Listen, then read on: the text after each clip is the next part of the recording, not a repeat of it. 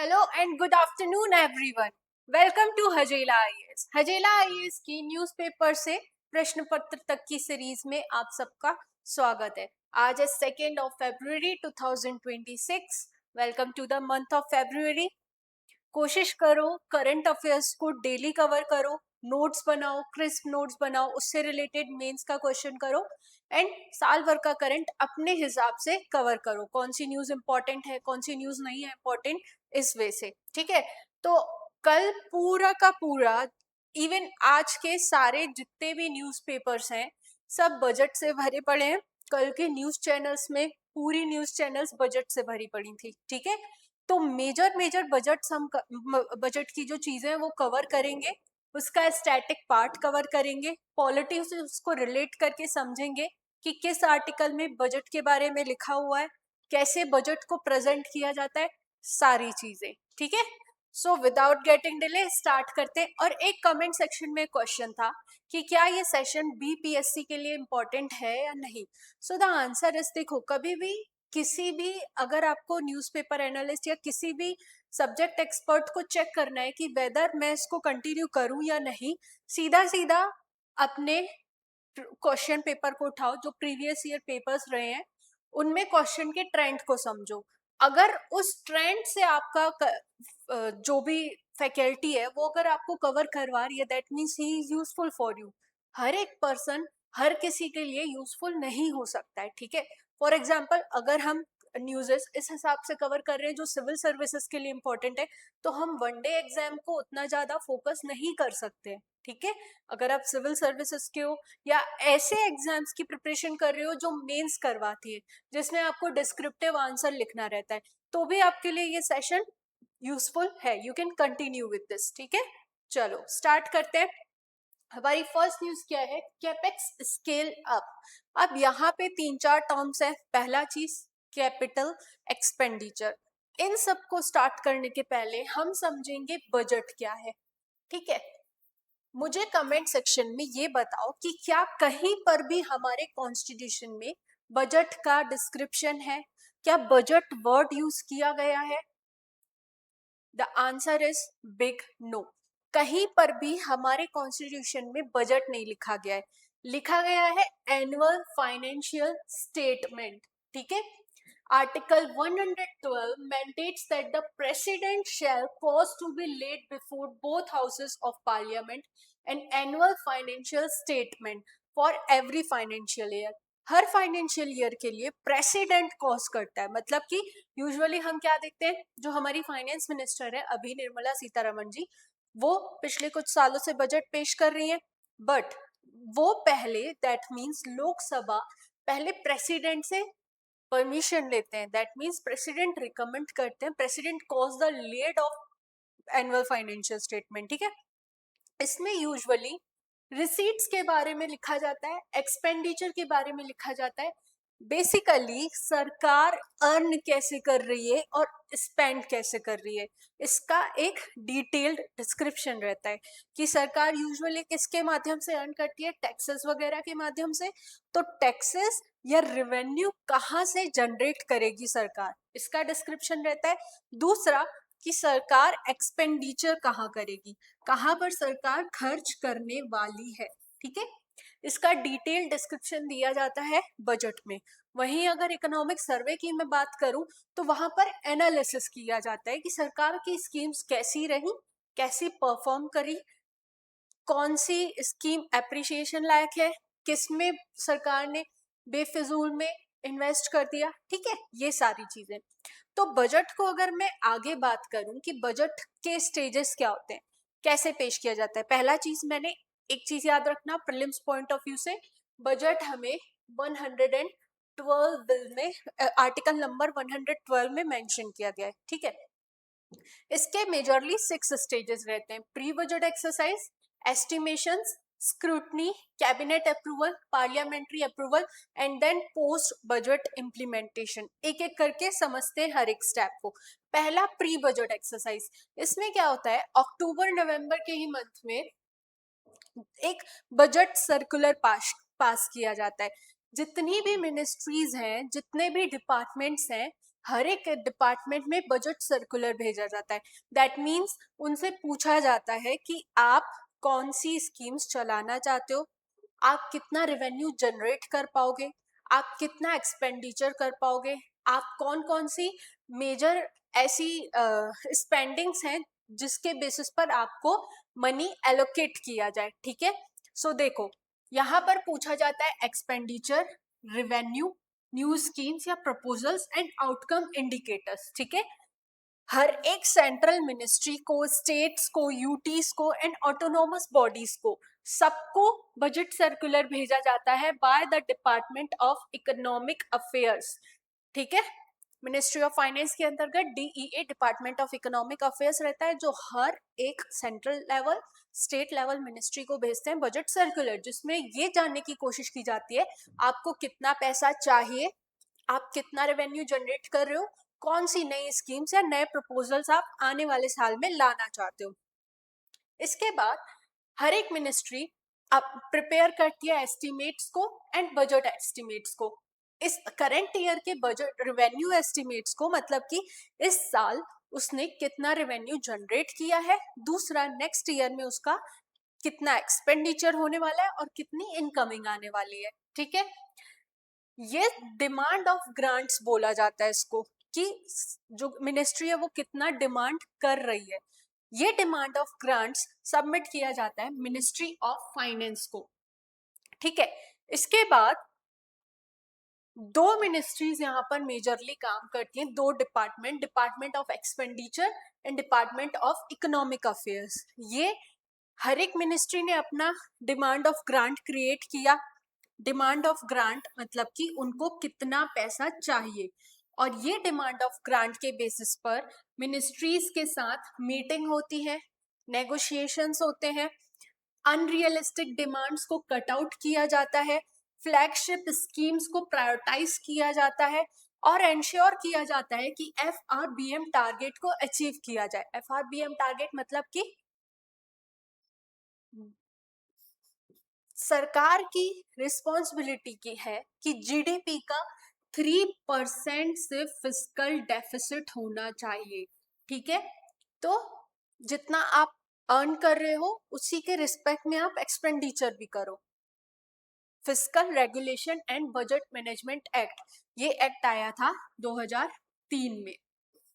इसके हिसाब से फिस्कल डिसिप्लिन मेंटेन रहे, दैट मीन्स आपका एक्सपेंडिचर आपके रेवेन्यू से बहुत अधिक ना चला जाए। ठीक है, इतना समझ में आया। उसके बाद स्टेज 4 में रेवेन्यू एस्टिमेट्स किए जाते हैं, दैट मीन्स कि कहाँ कहाँ से अर्निंग आने वाली है। पहला मेजर सोर्स टैक्सेस से, फिर उसके बाद नॉन टैक्सेस रेवेन्यूज जैसे कि पब्लिक सेक्टर यूनिट्स या आरबीआई या फी या पेनल्टीज, डिसइन्वेस्टमेंट रिसीट्स, इन सब से सरकार को कितना पैसा मिला है, as well as direct tax, indirect taxes से सरकार ने कितना रेवेन्यू जनरेट किया है। इन दोनों चीजों को एस्टिमेट किया जाता है। Then in stage 5 this is known as budget finalization and cabinet approval. पहला होता है बजट स्पीच, जो कल निर्मला सीतारमण जी ने दिया ना, उसे बोला जाता है बजट स्पीच। यहाँ पर जनरल डिस्कशन होता है, किसको लेकर के, बजट को लेकर के। यहाँ पर जनरल डिस्कशन के मैटर में किसी भी तरह का डिबेट एंड डिस्कशन नहीं होता है, सिर्फ और सिर्फ बजट पेश किया जाता है। यूजुअली 1 फरवरी को 2 पार्ट्स में, economy and policy vision, then tax proposals. इसके बाद जब बजट पेश किया जाता है फिर फाइनेंस बिल लाया जाता है, उसके पहले लाया जाता है एप्रोप्रिएशन बिल। अब एक एक करके समझते हैं। देखो, जनरल डिस्कशन हुआ, डिमांड ऑफ ग्रांट्स को कंसीडर किया जाता है कि जो मिनिस्ट्रीज ने डिमांड दी है क्या वो डिमांड्स वैलिड है, इसको चेक करने के लिए बनाई जाती हैं डिपार्टमेंट ऑफ पब्लिक कमिटीज। ठीक है, standing committee, parliamentary standing committees बनाई जाती हैं, डिपार्टमेंटल पार्लियामेंट्री स्टैंडिंग कमिटीज। ये 24 कमिटीज होती हैं, जिसमें लोकसभा से 21 मेंबर्स होते हैं और राज्यसभा से 10 मेंबर्स रहते हैं। एक चीज याद रखना, department related to parliamentary standing committees में कोई भी मिनिस्टर नहीं होता है। ये स्टैंडिंग कमिटीज एस्टिमेट्स को चेक करती है, वेदर वो रैशनलाइज है, वेदर वो नेसेसरी है या नहीं। उसके बाद ये डिपार्टमेंटल जो स्टैंडिंग कमिटीज रहती है अपनी रिपोर्ट्स को सबमिट करती है। फिर जनरल डिस्कशन हुआ, डिमांड ऑफ ग्रांट्स समझ में आ गया। Then cut motions. Cut motions मतलब कि आपकी पॉलिसी में जितना पैसा लगाया गया है वो सही है या नहीं। ये यूजुअली कट मोशन वाला प्रोविजन रहता है ऑपोजिशन के पास। इसमें 3 तरह के मोशंस आते हैं, economic cut motion, policy cut motion. ठीक है, इकोनॉमिक कट मोशन में पूरा ही पॉलिसी को कट आउट कर दिया जाता है, मतलब कि जितना भी अमाउंट देना है उसे पूरा हटा दिया जाता है। सॉरी, इकोनॉमिक कट मोशन में सर्टेन अमाउंट सिर्फ कम किया जाता है। ठीक है, कि इस पॉलिसी में इतने की रिक्वायरमेंट नहीं है, हमें इसमें इतने पैसे इन्वेस्ट करने की बजाय थोड़े से कम इन्वेस्ट करने चाहिए। फिर उसके बाद पॉलिसी कट में पूरी की पूरी पॉलिसी को खारिज कर दिया जाता है, पूरा ही कट कर दिया जाता है। Then token cut. Token cut में यूजुअली गवर्नमेंट को मतलब कि ऐसा दर्शाया जाता है कि इस सेक्टर में या इस पॉलिसी की कोई रिक्वायरमेंट नहीं थी। एक तरह से गवर्नमेंट के पॉलिसीज को कह सकते हैं कि हम उसके फेवर में नहीं है, इस चीज को जताने के लिए टोकन कट मोशन लाए जाते हैं। ठीक है, then appropriation bill. Appropriation bill का मतलब है आर्टिकल 114। एप्रोप्रिएशन बिल जो है वो लीगल अथॉरिटी देता है कि जो भी आपने पैसा कलेक्ट किया है उसमें से पैसा आप निकाल सकते हो। ठीक है, then finance bill. Finance bill that means taxes को इम्पोज करने के लिए जो बिल लाया जाता है लोकसभा में। ठीक है, अब याद रखना सरकार के 2 तरह के फंड होते हैं, कंसोलिडेटेड फंड ऑफ इंडिया, जिसमें यूजुअली जो भी रिवेन्यू आता है उसमें इम्पोज किया जाता है, उसमें रखा जाता है। कंसोलिडेटेड फंड में 2 तरह के एक्सपेंडिचर होते हैं, एक चार्ज्ड एक्सपेंडिचर, दूसरा नॉट चार्ज्ड या अनचार्ज्ड। चार्ज्ड एक्सपेंडिचर पर कभी भी वोटिंग नहीं होती है। फॉर एग्जाम्पल, प्रेसिडेंट की सैलरी, हाई कोर्ट्स की सैलरी, कैग की सैलरी, जिन जो इंडिपेंडेंट बॉडीज हैं जो गवर्नमेंट को चेक करने के लिए ही बैठी हैं, उनकी जो सैलरीज रहती है वो चार्ज्ड एक्सपेंडिचर रहती है। इसके ऊपर लोकसभा में कभी वोटिंग नहीं होती है। उसके बाद हेल्थ में, एजुकेशन में, जिस अलग अलग सेक्टर्स में, एआई में या जो भी एग्रीकल्चर में स्कीम्स में पैसा जो खर्च होना है, जो कंसोलिडेटेड फंड ऑफ इंडिया से निकाला जाएगा, वो है नॉट चार्ज और उस पर वोटिंग की जाती है। इसे बोला जाता है appropriation bill. Consolidated fund of India is mentioned in article 266। ठीक है, एक और फंड होता है जो मेंशन्ड है आर्टिकल 267 में, that is contingency fund of India. जो कंटिंजेंसी फंड ऑफ इंडिया होता है ये इमरजेंसी सिचुएशंस के लिए बनाया जाता है। हम घरों में भी कैसे करते हैं, जितनी भी हमारी इनकम रहती है उसमें से सर्टेन अमाउंट हम हमेशा साइड करते जाते हैं कि इमरजेंसी सिचुएशन के लिए हमारे पास थोड़ा पैसा इकट्ठा रहे, उसे कंटिंजेंसी फंड बोल सकते हैं हम, अगर जब पूरे नेशन की बात करें। ठीक है, अगर अब हम रिवाइज करें कि मैम क्या प्रोसीजर रहती है, देखो आर्टिकल 1110 में बताया गया है एंड 1112 में बताया गया है annual financial statement, that means budget. इसमें साल भर में कितना रेवेन्यू जनरेट होगा, क्या एक्सपेंडिचर होने वाला है, उसको दर्शाया जाता है, लोगों को बताया जाता है। उसके लिए प्रोसेस स्टार्ट हो जाती है अक्टूबर नवंबर से। अक्टूबर नवंबर में हर मिनिस्ट्री को एक बजट सर्कुलर भेजा जाता है जिसमें से उनसे पूछा जाता है कि आपको कितना पैसा चाहिए। ठीक है, फिर उसके बाद जनरल स्पीच होती है, DRSCs क्रिएट होती हैं, डिपार्टमेंटल पार्लियामेंट्री स्टैंडिंग कमेटीज। ये कमेटीज स्क्रूटनाइज करती है कि जो एक्सपेंडिचर ये मिनिस्ट्रीज बोल रही है उतना इनको देना सही है या कुछ अमाउंट हमें कट करना चाहिए। उसके बाद बजट पेश किया जाता है, डिबेट डिस्कशन स्टार्ट होता है, कट मोशंस लाए जाते हैं ऑपोजिशन के द्वारा। जो जिन्हें पसंद नहीं आएगा बजट वो कट मोशंस इंट्रोड्यूस करेंगे। बट ऑब्वियस सी बात है, आप अगर सरकार ला रही है अगर बजट, दैट मीन्स कि उनकी मेजोरिटी है, मेजोरिटी होती है इसलिए किसी भी तरह का कट मोशन पास नहीं हो पाता है। उसके बाद अप्रोप्रिएशन बिल आता है, आर्टिकल 114, जो कि हमें कंसोलिडेटेड फंड ऑफ इंडिया से फंड निकालने के लिए लीगल अथॉरिटी प्रोवाइड करता है। Then finance bill to introduce the taxes. Is it clear? Budget की पूरी प्रोसेस क्लियर हुई कि होता क्या है बजट में, किस तरह से पेश किया जाता है। ठीक है, अब हम बात करते हैं न्यूज की। यहाँ तक कोई डाउट है तो कमेंट सेक्शन में पूछिए, अदरवाइज आगे चलें। आज के न्यूज की बात करें particular, waiting for a second कि आप लोग पहले अपनी डाउट्स कमेंट सेक्शन में पूछ लीजिए।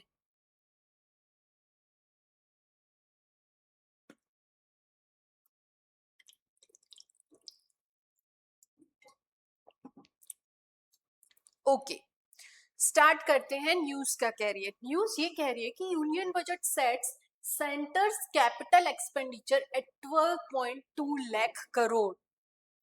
अब बात आती है कि मैम कैपिटल एक्सपेंडिचर क्या होता है। देखो, एक्सपेंडिचर दो तरह के होते हैं, capital and revenue. Capital expenditure मतलब कि वो एक्सपेंडिचर जिसकी मदद से हम कुछ एसेट क्रिएट कर रहे हैं, जिससे हमें फ्यूचर में कुछ रिटर्न मिलेगा। फॉर एग्जाम्पल, अगर मैं रेवेन्यू एक्सपेंडिचर की बात करूं तो ऐसे एक्सपेंडिचर जो कि सरकार खर्च कर देगी बट वहां से कुछ रिटर्न नहीं आएगा, जैसे कि सैलरीज। हम सैलरीज देते हैं, गवर्नमेंट अपने एम्प्लॉयज को सैलरी देगी, क्या रिटर्न में कुछ एसेट क्रिएट होगा, कुछ बड़ा क्रिएट होगा? नहीं।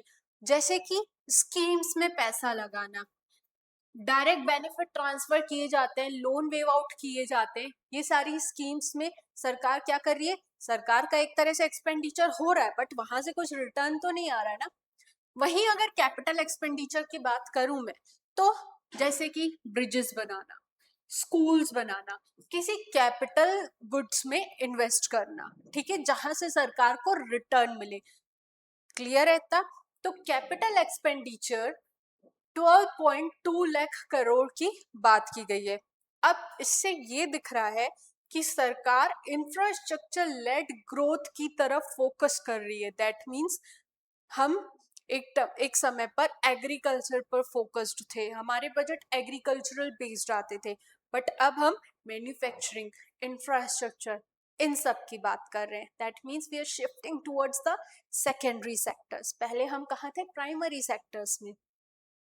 इससे एम क्या है? हमें प्रोडक्टिविटी बढ़ानी है, employment generation and long term growth के लिए अच्छा चीज है। बेनिफिट्स की अगर मैं बात करूं, it will give the multiplier effect. For example, सरकार अगर 1 रुपए खर्च कर रही है, सपोज करो कि कोई एग्जाम्पल के लिए ले, ब्रिज बना रही है सरकार, ठीक है, तो ब्रिज बनाने में अगर सरकार 1 रुपए खर्च कर रही है तो सरकार तो सिर्फ एम्प्लॉयर को पैसा देगी ना जो ब्रिज बना रहा है, बट वो एम्प्लॉयर कॉन्ट्रैक्टर क्या करेगा? स्टील लाएगा, रॉ मटेरियल्स लाएगा। दैट मीन्स यहाँ पर सरकार के 1 रुपए खर्च करने पर जीडीपी में आ रहे हैं 2.5 रुपीज। कहीं ना कहीं प्राइवेट पर्सन भी खर्च कर रहा है। तो दैट मीन्स अगर सरकार कैपिटल एक्सपेंडिचर करती है तो this gives the multiplier effect. दूसरा, employment generation, productivity and competitiveness, counter cyclical policy. अब counter cyclical, anti counter cyclical policy क्या होती है? देखो, जब ग्लोबल स्लोडाउन चल रहा हो, इन्फ्लेशन बहुत अधिक हो, जब लोग स्पेंड करने की इच्छा न रखते हो, लोगों को लगता हो कि यार अनसर्टेनिटी बहुत है, मुझे अपने पैसे बचा कर रखने चाहिए, उस समय पर सरकार खर्च करती है ताकि मार्केट गिर न जाए। मार्केट को बैलेंस आउट करने के लिए सरकार इन्वेस्टमेंट अपना बढ़ाती है। This is known as counter cyclical policy. ठीक है, क्लियर है? फर्स्ट न्यूज से हमने कुछ इंपॉर्टेंट टर्म समझे। पहला, कैपिटल एक्सपेंडिचर क्या होता है, बजट से रिलेटेड पूरा स्टैटिक पार्ट, पॉलिटी का एक मेजर चैप्टर खत्म किया। उसके बाद कैपिटल एक्सपेंडिचर बढ़ाने के बेनिफिट्स देखे हमने। अगर मैं कैपिटल एक्सपेंडिचर को फोकस करूं तो it can be asked in your mains. इसका प्रीलिम से रिलेशन थोड़ा सा कम है, बट मेंस में आप इस चीज को कोट आउट कर सकते हो। ठीक है, चलो आगे चले। यहां तक कोई डाउट? चलो, the next news is states devolution at 41%, south share up. अब क्वेश्चन उठेगा, मैम ये स्टेट डेवोल्यूशन क्या है, या साउथ का अप प्राइस कैसे हुआ, ये सारी चीजें। ठीक है, तो मैं एक चीज समझा रही हूँ। सेंटर और स्टेट दोनों फंड्स को डिस्ट्रीब्यूट करते हैं। ठीक है, ये है डिविजिबल पूल।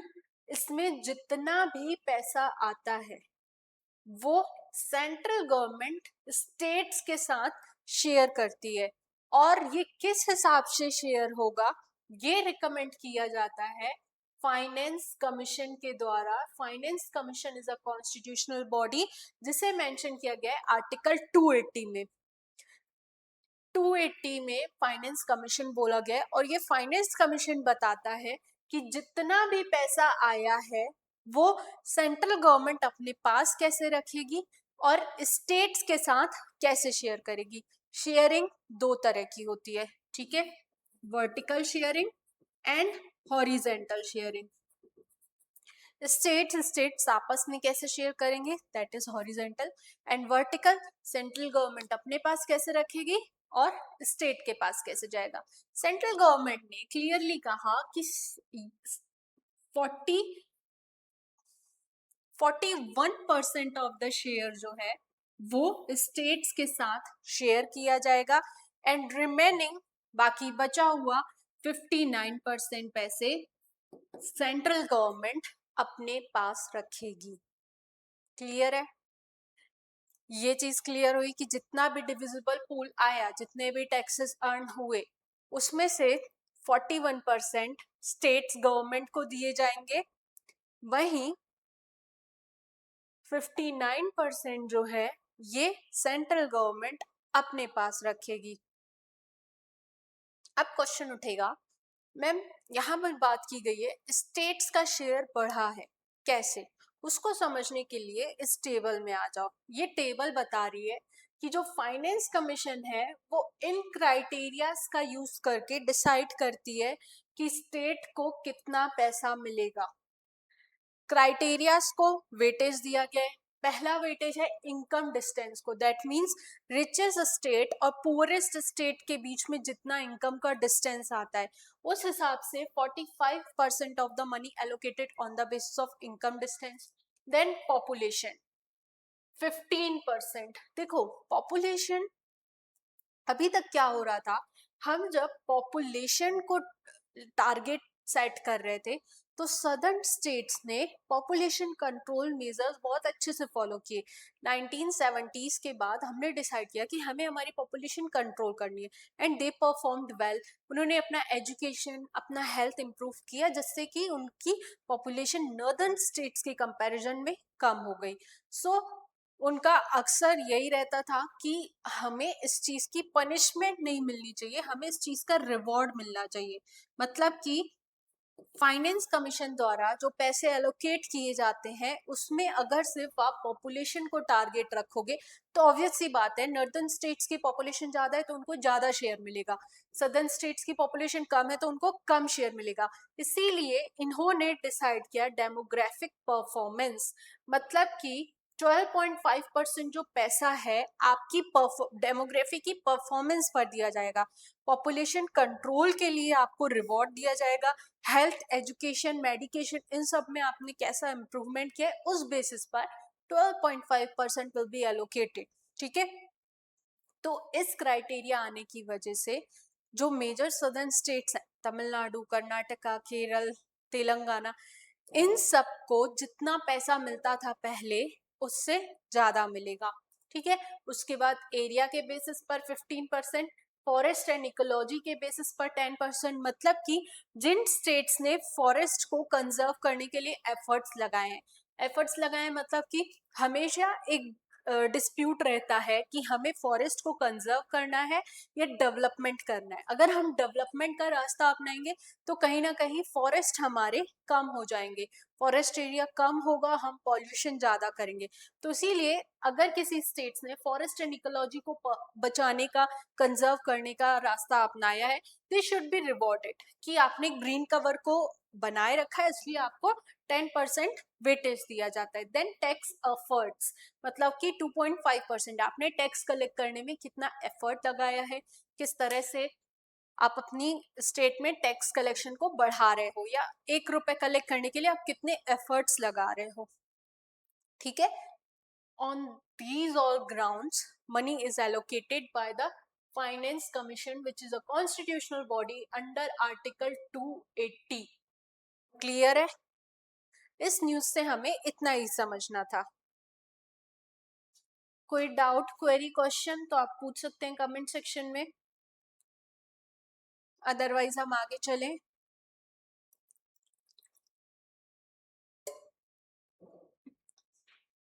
अगली न्यूज क्या है? Tax holiday for data centres enthusiast IT business leaders. ये न्यूज क्या कह रही है कि the union budget has proposed a long term tax holiday up to 2047 and regulatory relaxations for foreign and global firms setting up data centers in India. India में data centres अगर कोई foreign या global company establish कर रही है तो उसे 2047 तक का टैक्स हॉलीडे दिया जा रहा है।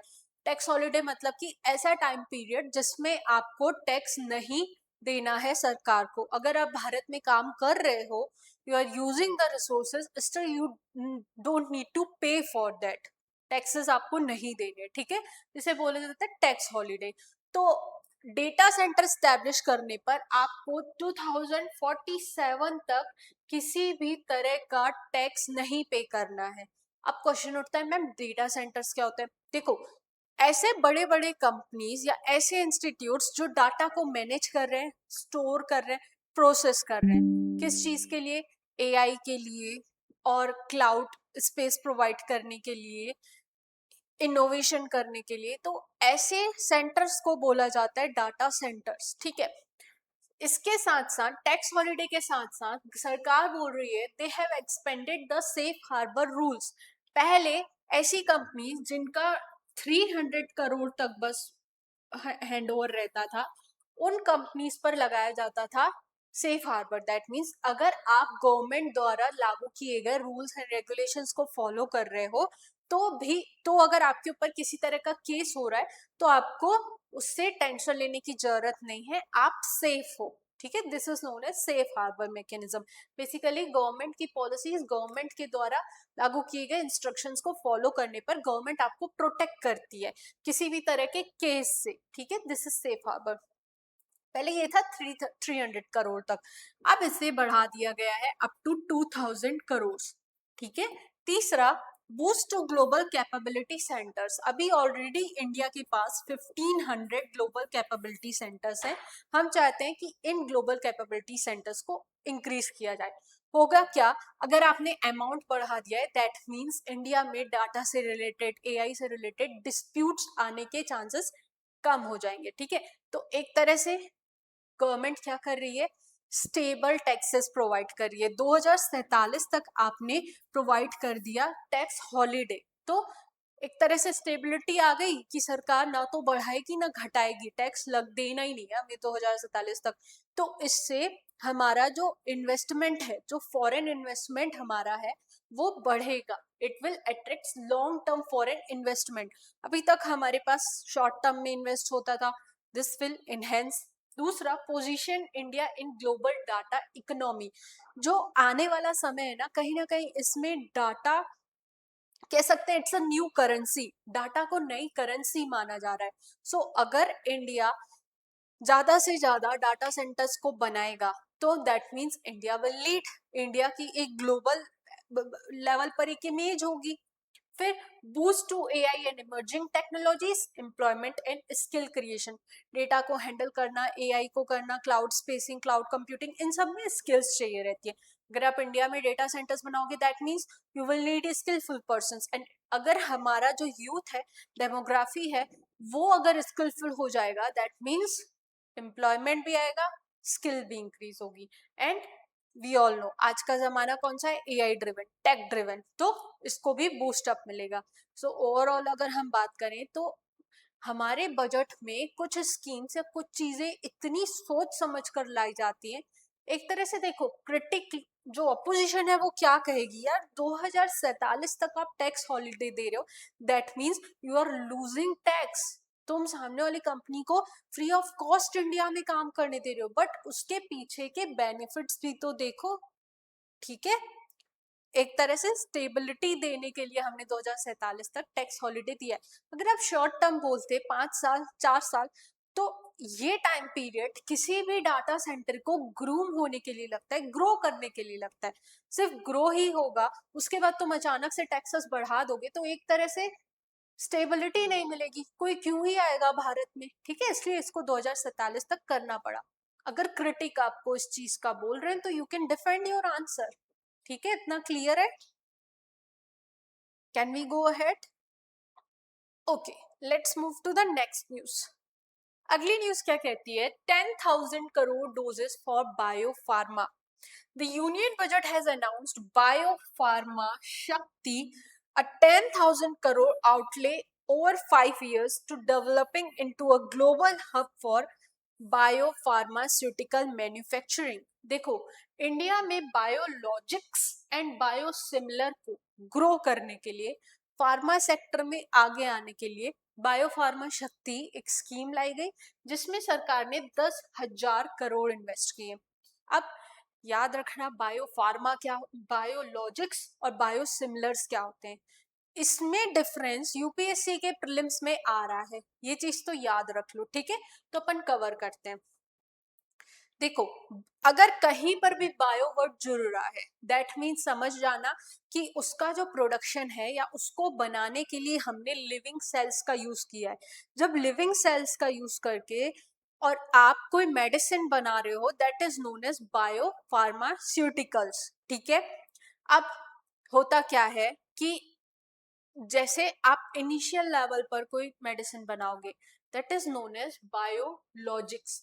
ये है ओरिजिनल एंड इनोवेटर ड्रग, मतलब कि आपने इसमें अभी अभी इनोवेशन करके बनाया है। सबसे इंपॉर्टेंट चीज, ये अंडर पेटेंट रहता है। ठीक है, फॉर एग्जाम्पल इंसुलिन्स या कोई भी ऐसी मेडिसिन, कोई भी ऐसी बीमारी जिसको ट्रीट करने के लिए, कैंसर हो गया या कोई भी चीज, कोई भी प्रॉब्लम हमारी बॉडी को ट्रीट करने के लिए जब हम बायोफार्मास्यूटिकल्स का यूज कर रहे हैं that is known as biologics. ठीक है, most important thing, biologics are original, they are under patent. ठीक है, सेकेंड बायोसिमिलर। बायोसिमिलर मतलब कि जो फॉर्मूला ऑलरेडी बन चुका है, जिसकी आपने ऑलरेडी मेडिसिन बना चुकी है, वो पेटेंट के अंदर है। पेटेंट के अंदर यूजुअली जो है मेडिसिन एक्सपेंसिव होती है, सो आप फॉर्मूले में थोड़ा सा चेंज करके सेम काम करने के लिए कोई मेडिसिन बनाओ, उसे बोला जाता है biosimilar. That means highly similar but not identical. आप कर वही रहे हो, डिसीज वही ट्रीट हो रही है, मेडिसिन वही है, फॉर्मूला वही है, थोड़ा सा चेंज है, ताकि आप पेटेंट एक्सपायरी होने के बाद अगर उस चीज को रिलीज करोगे तो वो 20 to 40% चीपर रेट्स में अवेलेबल हो जाएगी। ठीक है, बेसिकली फार्मा सेक्टर में पेटेंट्स का और जो रूल्स एंड रेगुलेशंस हैं उसका बहुत कंट्रोल होता है। ठीक है, और पेटेंट के चलते हमारी मेडिसिन बहुत कॉस्टली भी हो जाती हैं। इसी चीज को कवर अप करने के लिए, इसी चीज को साइड लाइन करके ग्रो करने के लिए हमने लाया है बायोसिमिलर। और बायोसिमिलर और बायोलॉजिक्स में सरकार ने 10,000 करोड़ इन्वेस्ट किए हैं बायो शक्ति के स्कीम के तहत। इससे क्या होगा, इंडिया का फार्मा सेक्टर ग्रो करेगा, रीजनेबल प्राइस में, आउट ऑफ द पॉकेट नहीं जाएंगे मेडिसिन के रेट। Next news is post Sindoor major boost for defence. Defence sector में भी अच्छा खासा पैसा एलोकेट किया गया है. Following Operation Sindoor, the Union budget has announced a record high defense allocation of 7.85 lakh crore.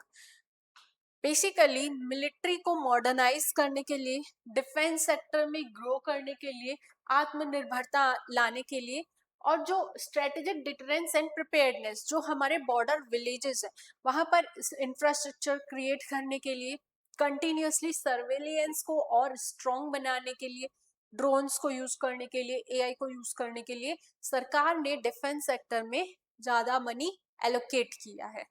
ज्यादा कुछ नहीं है, बस पता रहना चाहिए कि 7.85 लाख करोड़ रुपीस एलोकेट किए गए हैं. देन उसके बाद rare earth corridors to cut China imports. Rare earth metals क्या होते हैं? देखो, बजट में अनाउंस किया गया है कि सरकार इन 4 एरियाज में, उड़ीसा, केरल, आंध्र प्रदेश एंड तमिलनाडु में रेयर अर्थ कॉरिडोर्स बना रही है. जो इमर्जिंग टेक्नोलॉजीज हैं उनको बनाने के लिए, सेमीकंडक्टर के लिए, basically clean energy, high tech electronics, strategic sector, renewable energy transitions, मतलब कि सोलर पैनल हो जाए या विंड टर्बाइंस हो जाए, इन सबको बनाने के लिए हमें रेयर अर्थ मेटल्स की जरूरत पड़ती है.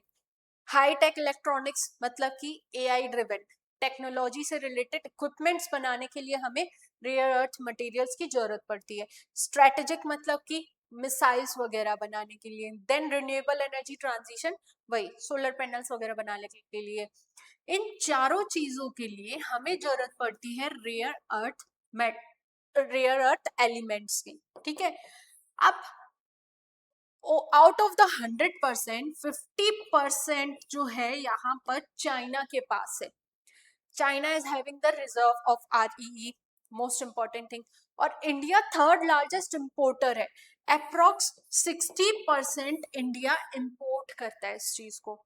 तो इंपोर्ट को कम करने के लिए, चाइना को सब्सटीट्यूट करने के लिए, चाइना के ऊपर से रेयर अर्थ एलिमेंट्स की डिपेंडेंसी को कम करने के लिए यहीं पर माइनिंग, प्रोसेसिंग और उसको एंड प्रोडक्ट बनाने के लिए हमने 4 कॉरिडोर्स बनाए हैं: उड़ीसा, केरल, आंध्र प्रदेश एंड तमिलनाडु. अब होगा क्या? इंपोर्ट सब्सटीट्यूट हो जाएगा, स्ट्रेटेजिक वल्नरेबिलिटी कम हो जाएगी, डोमेस्टिक वैल्यू चेन स्ट्रेंथन होगी, मेक इन इंडिया को बूस्ट मिलेगा, कोस्टल और मिनरल रिच स्टेट्स में चांसेस बढ़ेंगे, जॉब क्रिएशन, एम्प्लॉयमेंट बढ़ेगा. प्रीलिम्स पॉइंट ऑफ व्यू से मेरे लिए इंपॉर्टेंट हो जाते हैं रेयर अर्थ एलिमेंट्स की लिस्ट. इंटरनेशनल लेवल पर